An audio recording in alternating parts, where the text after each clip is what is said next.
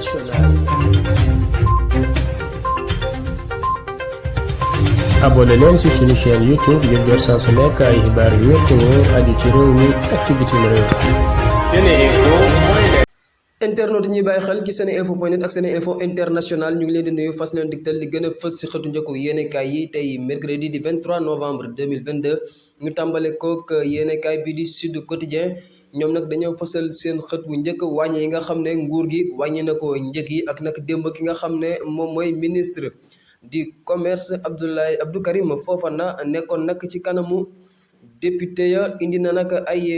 leeral ci bi ñu wàññeek léegi ana naka la nguur gi doxalee pour contrôler yooyu les mesures ñëwaat nañ itam ci li nga xam ne moom mooy ay militaire muy ñaar yoo xam ne daal dañoo réer samedi ba léegi kenn gisu leen ak nag ab enquête boo xam ne ubbi nañ ko ca. lii quotidien fësal ci xëtam mu njëkk bor bi nga xam ne réewu Sénégal yor na ko ñu ne nag biñ ko xayma toll na ci 11 milliards ñu ne dina ko yegg kon fii ak fin décembre. ñëwaat nañ itam ci li nga xam ne moom mooy ñaari officier armée yooyu nga xam ne kon dañoo réer te fi mu nekk nii sax ñu ngi leen di wër. Le Quotidien fësal ci xëtam mu njëkk mbirum ñaari militaires yooyu nga xam ne kon réer nañ moom sax mu fësal seenub nataal mu ne fi mu nekk nii nag njàqare am na ci l'armée bi ñu ne nag enquête bi daal fi mu nekk nii la ñuy njort mooy ñoom sax réer gu ñu réer ak tayef la. Walf Quotidien fësal ci xëtam mu njëkk Abdou Karim Fofana di porte-parole bu gouvernement bi moom nag nee na mënul comprendre ki nga xam ne moom mooy Ousmane Sonko mu ngi woow itam kii di Mamadou Lamine Diallo mu indi ay proposition ñu ñëwaat nag ci gaañu bi nga xam ne Cheikhou Kouyaté gaañu na ko ak nag ana yan pexe lañu war a teg. Les Échos fësal seen xët wu njëkk démb assemblée nationale ñi nga xam ne ñoom ñooy député opposition yi nag dañoo gedd ki nga xam ne moom mooy Abdou Karim Fofana gannaaw bi ñu amal discours daal lañu jóg génn li nga xam ne moom mooy assemblée ba. ñëwaat nañ itam ci li nga xam ne moom mooy équipe nationale gannaaw bi ñu amee défaite nag suñu digganteeg Pays-Bas ñu ne fi mu nekk nii nag ñii di cadre yi ñu ngay waxtaan ak coach suba ñi nga xam ne nag ñooy remplaçant yi ñu ngay entraînement. Le Témoin fësal ci xëtam bu njëkk armée nationale ak ñaari militaires yooyu réer kenn gisu leen ñu ne nag marine nationale daal ak police scientifique fi mu nekk nii nag taxaw nañ ngir wër leen procureur ubbi na ca ab enquête. enquête yéene kaay fësal ci xëtam mu njëkk Yewwi Askan Wi nag démb def ab conférence de presse dikkaat nag ci teg loxo yi ñu teg loxo ay nit mbirum troisième mandat ak dundu gu seer gi. L'Observateur fësal ci xëtam bu njëkk Karim Wade mi nga xam ne nag moom nekkoon na fële ca stade ba Sénégal bi mu doon fubal ak lii di Pays-Bas ci coupe du monde ba ñu jàpp ne nag loolu ab stratégie la te it am na beneen stratégie bu mu war a tegaat. ñëwaat nañ itam ci suñu gaynde gii di Edouard Mendy ñu ne nag moom ndax xarañ bi mu xarañoon daa wàññee comme déet.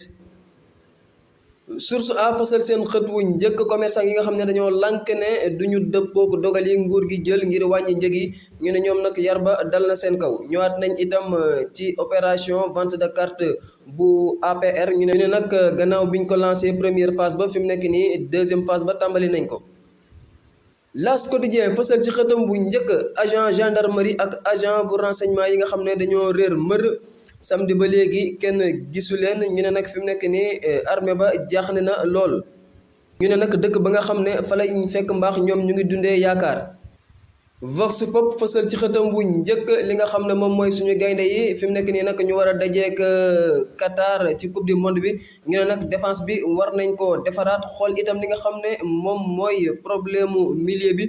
wante itam lii di attaque bi. ba léegi fësal nañ kii di Didier Badji ak sergent Fulbert Sambou ñoom ñaar nag kii di agent gendarmerie keneen ki nekk agent bu renseignement ak réer ba ñu réer loolu nag moo indi njàqaare fi mu nekk nii.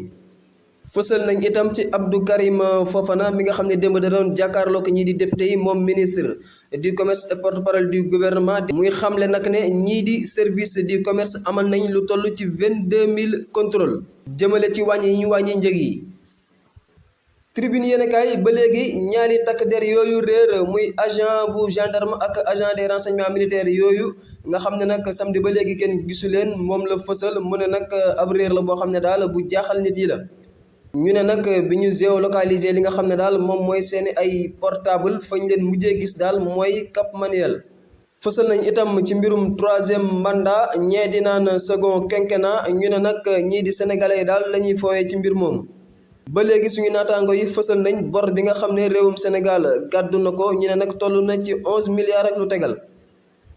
Direct News fësal ci xëtam bu njëkk prise en charge feebar yooyu ñuy wax maladie non transmissible muy feebar yi nga xam ne du wàlle wante day defi jéye ñu ne fi mu nekk nii nag Sénégal taxaw na ca ba sax première colloque jagleel ko yooyu de feebar tàmbali nañ ko. L'Info yéenekaay fësal ci xëtam bu njëkk waa Yewwi Askan Wi Ousmane Sonko ak ñooñam mu ne ñoom nag artu nañ Macky Sall ne ko na dakkal li muy def. Bés bi Le Jour fësal ci xëtam bu njëkk ba léegi ñaari takk der yooyu nga xam ne dañoo réer muy nag Didier Badji ak Fulbert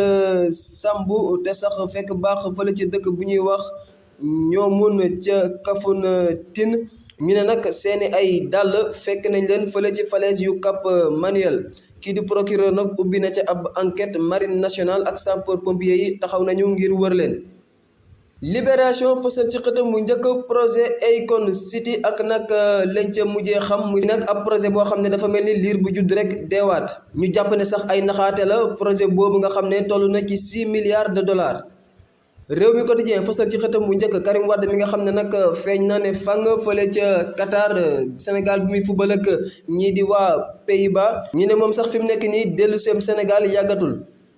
Le Soleil yéenekaay fësal ba léegi réer boobu nga xam ne ñaari agent de renseignement yi dañ ko réer muy adjudant chef de la gendarmerie Didier